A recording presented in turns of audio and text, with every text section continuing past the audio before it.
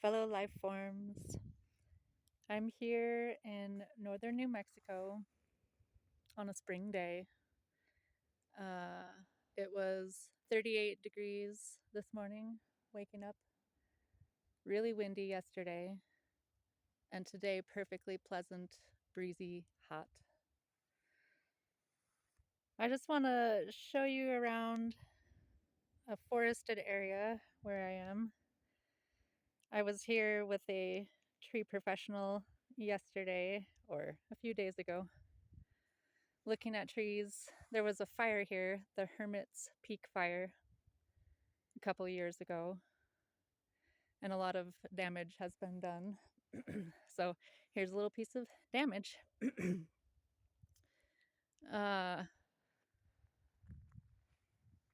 First, I want to show you how bright green the spring oaks, if you're able to see it, against the blackened, burnt trunks.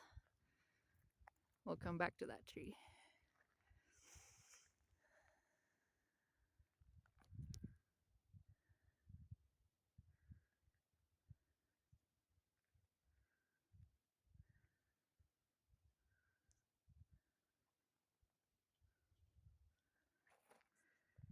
This is the kind of tree, to my eye, I would leave for a landing snag for all kinds of birds and habitat for innumerable fellow life forms.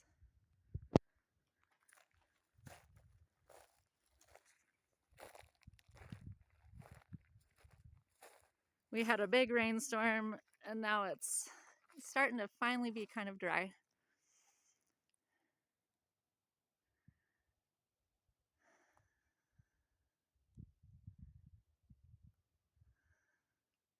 Lots of habitat places.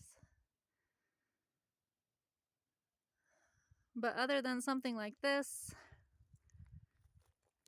a lot of people would recommend a lot fewer trees per measurement unit of your choice. And you'd have to figure that out with your local climate.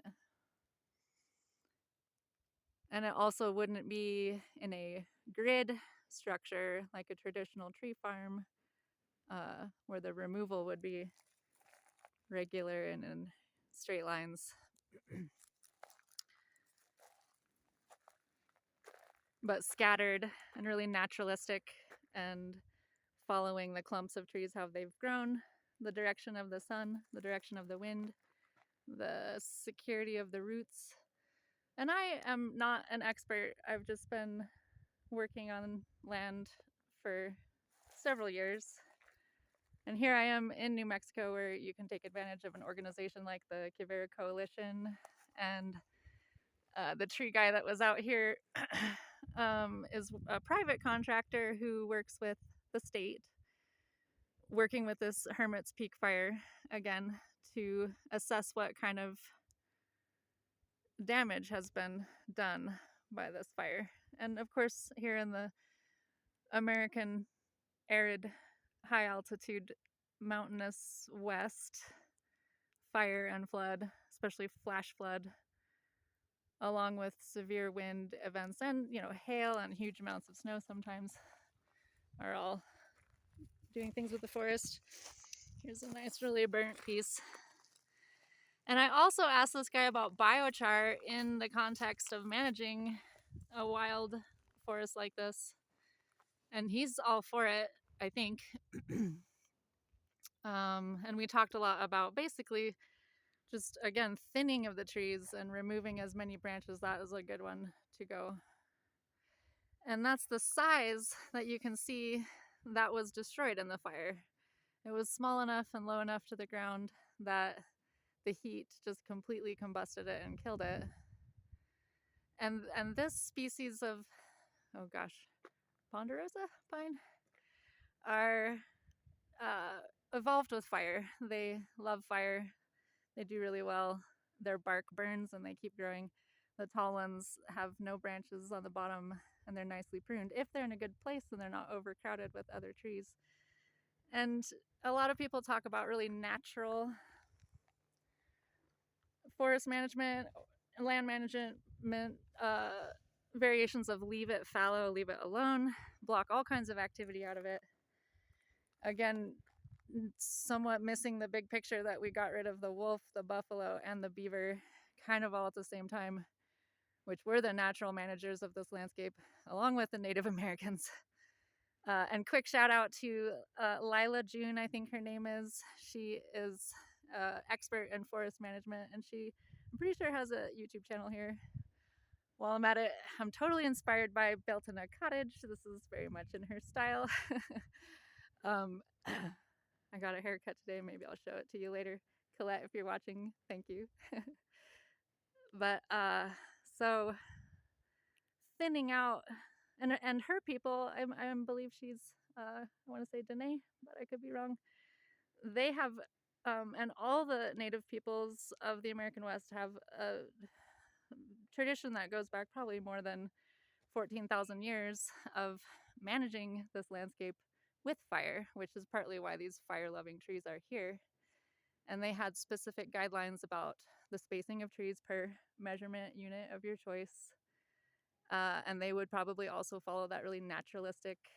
Also, it brings to mind a Japanese Zen garden where you would have threes instead of twos and irregular, not lines, and not evenly spaced. But anyway, thinning out the trees and using them for so many different things. And in the springtime, they would often have a smudge circle around the remaining trees that were cared for. This was an orchard. The entire West was a big permaculture garden. They would smudge circles around the trees in the springtime, which was the proper time, and it was a low fire with lots of smoke. And in addition to singing and the presence of humans in a ceremonial way, the smoke would rise and kill all of the larvae of things like bark beetles and any other pests that might be another thing I forgot to mention that can damage fires like forests like this. And it feeds into fire. The more dense, beetle-killed trees you have, the hotter, the worse fires. Like in places of my experience, like Homer, Alaska, Gunnison, Colorado, and all the area around those two places. You can hear crunchy, crunchy. It's got dried out. I think we got 12 inches of rain and in a little over 24 hours. And I forgot to show you, this is where the water would flow down. There's sort of a broad trench and a break in this rock wall here that aesthetically the buildings are situated right below. So there's a lot of flood mitigation that has been damaged by this fire. And again, this fire and flood goes together. So we'll walk a little bit. I'll let you listen to the pine needles crunching.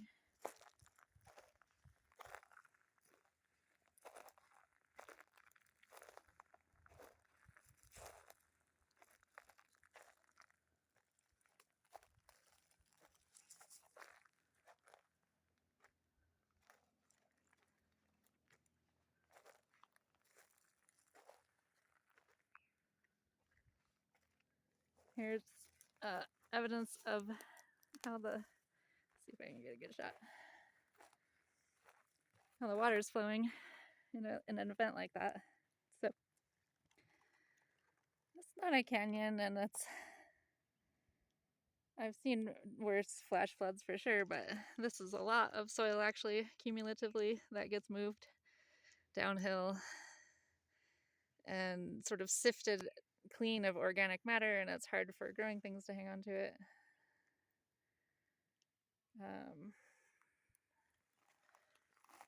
That's really hard to see. There's rivulet patterning and sand washes.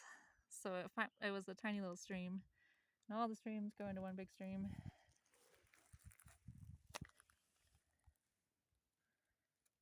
And it does keep going downhill to that big broad trough that I showed you.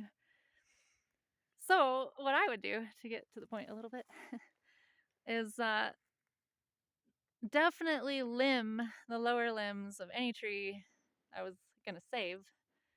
And that would be a good way to mark them in the first place, and pile up that brush in any sort of depression. And the gentleman that was here yesterday called it contour felling. He also talked about water bars, and there's just all kinds of techniques that can be used. There's a lot of resources out there. I'd put all that dry brush, burnable limbs, because that's what catches the fire up into the crowns. And then also, it comes from these really dense oaks here that could be cleared out a lot, especially around the trees that you were going to save. And again, that'd be a really great way to mark the ones you're going to save. Cut their branches and clear the oak around them, and mulch. If you could get a little mulch eater, whatever it's called, up here to eat trees down into mulch and drive around and do that, that would be a good, fun task. Although it would be easier if you thinned out everything else first. And then a lot of things you could cut down. And a lot of people get really sensitive about cutting down trees, and it's hard. To our eye, after many decades of honestly mismanagement, it looks beautiful and natural and wild and tangled and mystical. And it can be like that again in a good way. But like, here's that little tiny burnt one right in the center of the screen, sticking straight up like and no branches left on it. That's a good one, definitely, to get rid of. And if you set your bar really low, and like trees like this, and just got ones like that out, you'd be surprised how many you would take out. And then you could look again and see what you want to save. And honestly, if you're doing this with a crew of a few people, and I'll say hand tools like chainsaws that count as hand tools, it will take a long time. It could take a long time, and it could be expensive if you do it professionally. But if everything else were not considered, that's what you'd kind of have to do for the land. And it wouldn't be such a big task if we hadn't sort of let it get this messy in the first place. That's my rant. But then when you do things like that, so many will just follow this wash up the forest. Oh, here's a really cool rock.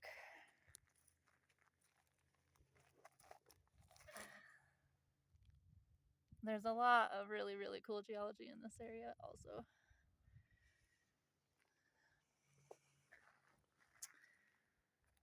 Anyway, a lot of other species could come in. The main benefit you'd have, and this is sort of natural biochar because it was burned first, and then when you're putting it in, a lot of it will remain. And when you walk around mountainous American West forests like this, you'll see a lot of old fire burn that is in tiny little mulch-sized pieces of eroded, burnt tree from, could be, thousands of years old, actually, when you're looking at those. And they last forever, and they absorb nutrients, and they build structure in the soil.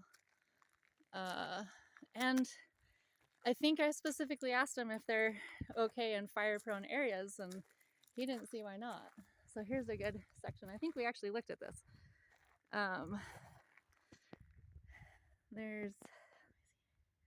These three trees are sort of growing up right close together, and they forked twice in their growing because they had such a bad spot to grow.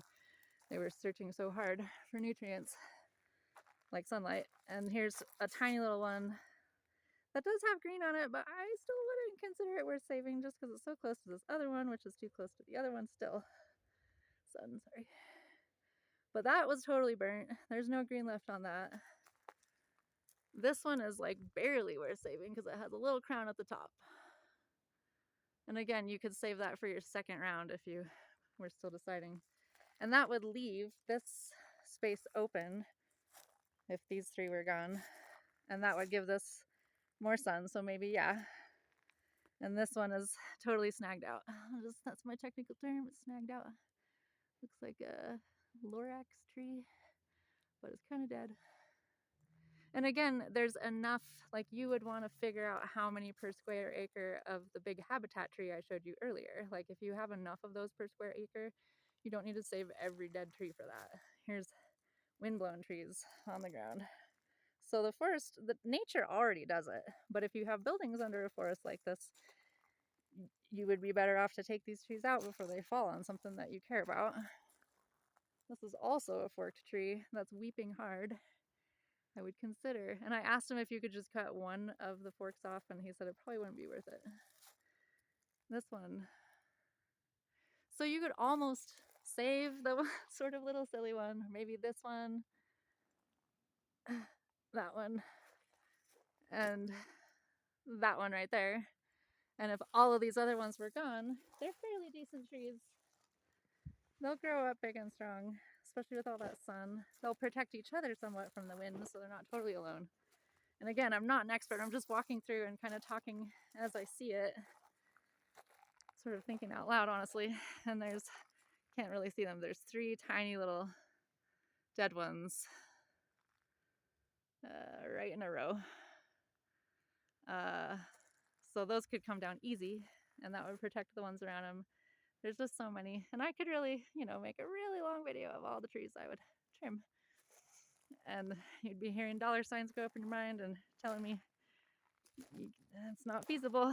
And I understand completely, because it is a big, monumental task that we life forms of the human variety, honestly, we're not working quite as hard as all of the other life forms at managing our environment, even the bark beetle.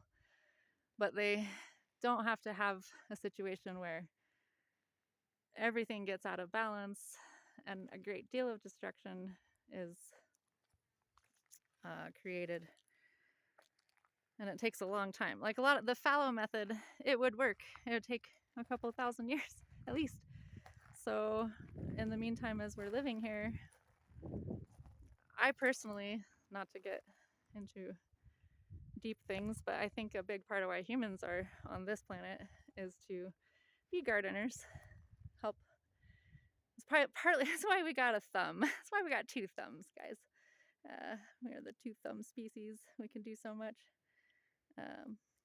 even if we have 1.5 thumbs. There's another dead one. Oh, 1.5 thumbs. Okay, well, can't think what else. I just wanted to show you the little forest for a little bit. Thanks for hanging out with me. All right, have a good one. Hope you have good weather. And to the ones that can work, blessings on you. And everyone has my best wishes. All right, bye.